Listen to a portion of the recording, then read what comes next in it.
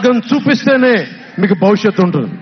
నాలాంటి వాడు ఆ పని చేసే మార్గం ఉండబట్టే కౌలు రైతులకు ఇన్ని కోట్ల రూపాయలు స్వచ్ఛందంగా ఇవ్వగలిగాం. అలాగే మీ చేతుల్లో కూడా డబ్బులు ఉండాలి, భవిష్యత్తు ఉండాలి, సంపాదించుకునే మార్గాలు ఉండాలి.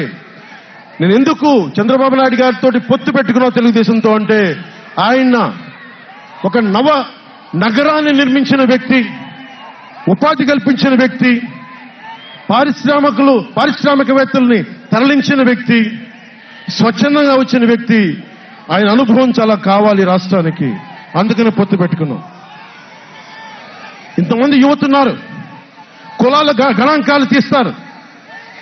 ఏ కులంలో ఎంతమంది ఉన్నారు, ఎవరికి ఓటేస్తారని గణాంకాలు తీస్తారు. కానీ ఇక్కడున్న యువతలో ఎంతమందికి ఏ ప్రతిభ దాక్కుని ఉంది, ఎంత సమర్థత దాక్కుని ఉంది, వారి ఆస్పిరేషన్లు ఏంటి, వారి ఆశలేంటి, వారి ఆశయాలేంటి, ఏ ఒక్కరన్నా అడిగారా ఈ రోజు దాకా? జగన్ అనేవాడు వచ్చి అడిగాడా ఈ రోజున?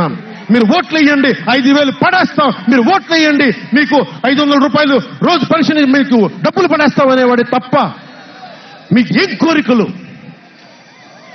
భవిష్యత్తుకు 25 సంవత్సరాల తర్వాత మీకు ఎలాంటి ఉద్యోగాలు ఇస్తే బాగుంటుంది, ఎలాంటి స్కిల్స్ ఇస్తే బాగుంటుంది, ఏ ఒక్కనాడైనా ఆలోచించాడా? యువ ముఖ్యమంత్రి అంటే దేనికి? బంధులు పెట్టడానికి కదా యువ ముఖ్యమంత్రి. మీ యువతకు చెయ్యని వాడికి మీరు వెంటబడే ప్రయోజనం ఏంటి? నా అభిమానులకు కూడా చెప్తా ఉన్నాను, నన్ను కాదని మీరు జగన్కి ఓటేశారు, మర్చిపోను. ఈ రోజున మీరు సఫర్ అవుతున్నారు, నేను కాదు. మీ భవిష్యత్తు కోసం వచ్చే నేను రోడ్ల మీదకి శుభ్రంగా కోట్లు సంపాదించుకునే మార్గాలు ఉన్నాయి నా దగ్గర, యాక్టింగ్ స్కిల్స్ ఉన్నాయి. అన్ని కాదనుకొని ఎందుకు వచ్చారంటే, నన్ను నేలే, మన మనుషులే, మన వాళ్ళే, తప్పన పెడితే నేను 2 చోట్ల ఓడిపోయాను. 2 చోట్ల బాధ లేదు, నిలబడ్డా. 2 చోట్ల ఓటమి బాధ మీకు ఎలా ఉంటుందో తెలుసా? ఒక ఎగ్జామ్ పోతే మీకు బాధ ఎలా ఉంటుందో విద్యార్థికి తెలుసు.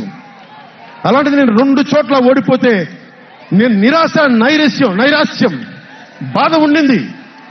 ఒకటే గుర్తుపెట్టుకున్నా, ట్రైన్లో డర్బన్లో దక్షిణాఫ్రికాలో గాంధీని ట్రైన్లోంచి గెంటివేయబడ్డ గాంధీ గారు గుర్తొచ్చారు.